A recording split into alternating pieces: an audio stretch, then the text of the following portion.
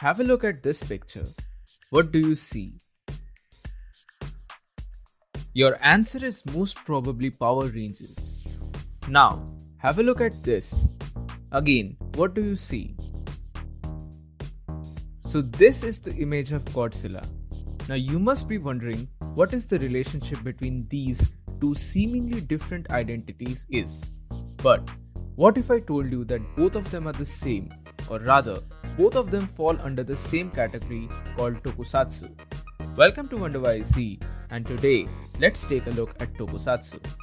So, Tokusatsu is an umbrella term for any Japanese live-action media that makes use of special effects. It is mostly based on science fiction and fantasy genre, but there can be exceptions like horror. The origins of modern Tokusatsu can be traced back to the 1950s, which marked the official birth of Tokusatsu with the creation of the original Godzilla movie and the subsequent kaiju subgenre. Now, Tokusatsu can be considered the live-action equivalent to shonen anime, but the correlation between the two is quite weak. Moving on, Wikipedia states that the most popular types of Tokusatsu include kaiju monster films like the Godzilla series and superhero TV serials like the Kamen Rider and Metal Hero series. Moreover, some Tokusatsu programs combine these particular genres, for example the Ultraman and Super Sentai series. Currently, as well as historically, the two biggest names in the world of Tokusatsu are Toei and Toho. In the past, Tokusatsu differentiated itself from the Western visual effects genre by its preference for live effects and non-reliance on CGI. However, that distinction is slowly diminishing in modern Toku because of its CGI implementations. Now, you may ask a question that what exactly do I mean by live effects? Well, it's pretty simple. It is the usage of practical effects done by a man wearing a rubber suit. Yes, you heard it right. And I'm sure that if you're a fan of Toku, then you must have seen this picture of Haruo Nakajima in the Godzilla suit. Once upon a time, Tokusatsu was pretty much known in the West only for this special attribute of men wearing rubber suits to portray a certain character. Also, simple effects like camera angles and wires are used in the process of filming.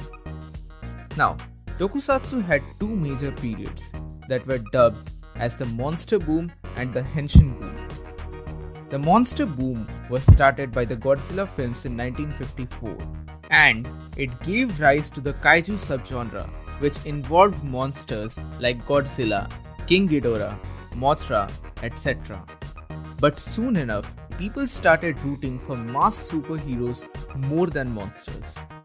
This directly led to the rise of the Henshin era of Tokusatsu, which was kick-started by Ultraman in 1960s and Kamen Rider in 1970s. And the word Henshin can be roughly equated to secret identity superhero. Now the influence of Kamen Rider can be felt in Tokusatsu even today. In a way, Ultraman and Kamen Rider gave rise to the dual identity action-adventure genre of Tokusatsu that we are so familiar with today. It also gave rise to the transformation sequences and transformation devices that we so fondly call morphers. Soon enough, another show gained immense popularity in the late 1970s, which changed the perception of Toku for the whole world. And yes, you have guessed it right, I'm talking about Super Sentai. The first Sentai season, Himitsu Sentai Go Ranger, started the team-based superhero show, and soon enough, the Sentai franchise grew even bigger and it started experimenting with newer concepts like magic, space, dinosaurs, etc. However, in spite of all these changes in the market, Japan's love for giant robots never ceased. Thus, it gave rise to the mechas of Super Sentai that we are so fond of right now. This period also saw some weird creations and collaborations. The one property that stands out the most in this time frame was the Japanese Spider-Man adaptation. It was a really cool take on the mythos of Spider-Man with a completely new spider mecha called Leopardon. It was so successful that Marvel eventually introduced it into the Spider-Verse comic book series. Eventually in 1993, the Super Sentai season Zyuranger was adapted by Saban Entertainment as the first season of Power Rangers, the Mighty Morphin Power Rangers for the American audience. It used the fight scenes from the Japanese counterpart, but used new actors along with a little twist in the original story. This was the beginning of Power Rangers, and I assume that you already know the rest about PR. So moving on, let's take a look at an interesting situation. While people outside of Japan usually use the term tokusatsu to refer almost exclusively to Japanese shows like Sentai and Ultraman, in Japan, however, it may refer to any live-action production which makes extensive usage of special effects and/or CGI. Thus, according to Japan, even Spider-Man, Superman, and Star Wars are parts of tokusatsu. So I think this much is enough for you to understand the basics of tokusatsu. Furthermore, I would recommend you to watch the following shows to get a better understanding of this genre, as well as to develop your own taste. You can start with any Godzilla movie that you want, but some of the best are Mothra vs Godzilla and Godzilla vs King Ghidorah. Now things do get interesting in the Sentai front because there are a lot of options to choose from. There is the magic themed Magi Ranger to dinosaur themed Aba Ranger. But some of my favorites are Jetman, Dai Ranger, Deca Ranger and Gokaiger. But the choice is totally yours. Now I am personally not a very avid fan of Kamen Rider, but I really like the concept of Kamen Rider build.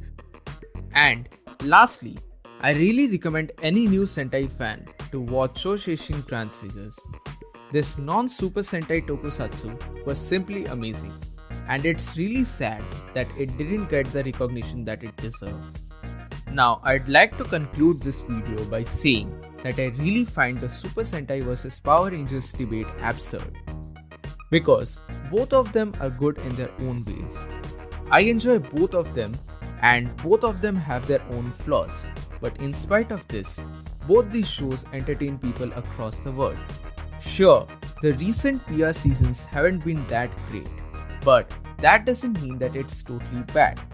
With the new Hasbro deal, I am really looking forward to the future of Power Rangers. Some of my personal favorite Power Rangers seasons are SPD, Time Force, Jungle Fury and Dino Thunder, and I would definitely recommend people to have a look at these.